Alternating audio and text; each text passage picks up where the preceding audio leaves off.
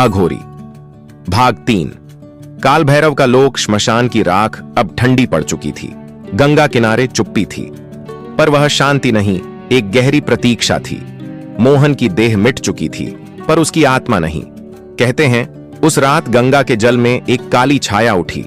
वह छाया थी मोहन की आत्मा, जो अब मृत्यु से परे जाने को तैयार थी।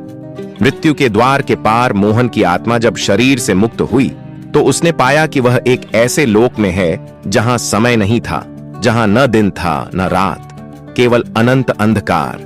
उसने आगे देखा, एक विराट आकृति, सिर पर खोपड़ियों का मुकुट, हाथ में त्रिशूल और आंखों से अग्नि, काल भैरव।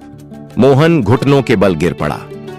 प्रभु, मैंने मृत्यु को साधने की कोशिश की, पर मैं स्वयं उसमें बंध गया। काल भैरव की आवाज गूंजी। मृत्यु कोई साधना नहीं, अनुभव है। जो उसे जीतना चाहता है वह उसे फिर से जन्म देता है। मोहन ने देखा, उसके चारों ओर असंख्य आत्माएं भटक रही थीं। कुछ प्रेत, कुछ अधूरी, कुछ वही जिन्हें उसने मुक्ति देने की कोशिश की थी। वे सब उसे देख रही थीं। उनकी आंखों में प्रश्न था, अब हमें कौन मुक्त करेगा? आत्माओं का न्याय काल भैरव ने कहा, तूने मृत्यु को अपना विषय बनाया, अब मृत्यु तेरा शिक्षक बनेगी। इन आत्माओं का निर्णय तू करेगा।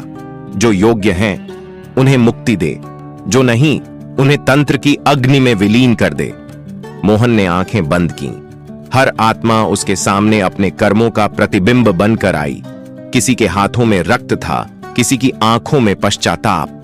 पर जब वह उस स्त्री की आत्मा के पास पहुंचा जिसे उसने मुक्त करने की कोशिश की थी, वह मुस्कुरा रही थी। तू अब समझ गया ना?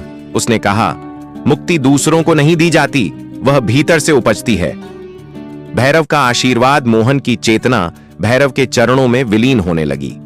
उसने सुना, अब तू मृत्यु नहीं, काल का दूत है। जब भी कोई जीवन और मृत्यु के बीच भटकेगा, तू उसे मार्ग दिखाएगा। मोहन की आत्मा से एक तेज प्रकाश निकला और वह गंगा की धारा में समा गया।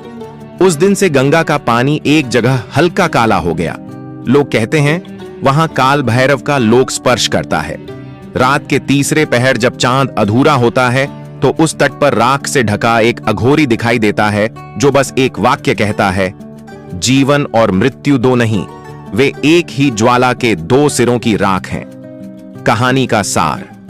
तीसरे भाग में मोहन की यात्रा भौतिक अस्तित्व से परे जाती है, जहां आत्मा और ब्रह्म एक हो जाते हैं। यह दिखाती है कि भय, मृत्यु और मुक्ति तीनों एक ही तत्व के रूप हैं। अघोरी अब कोई व्यक्ति नहीं, बल्कि एक शक्ति बन चुका है, जो हर युग में, हर यवनिका के पीछे साधकों को यह सत्य बताती है, जो मृत्यु को स्वीकार लेता है वही सच्चा जीवित कहलाता है।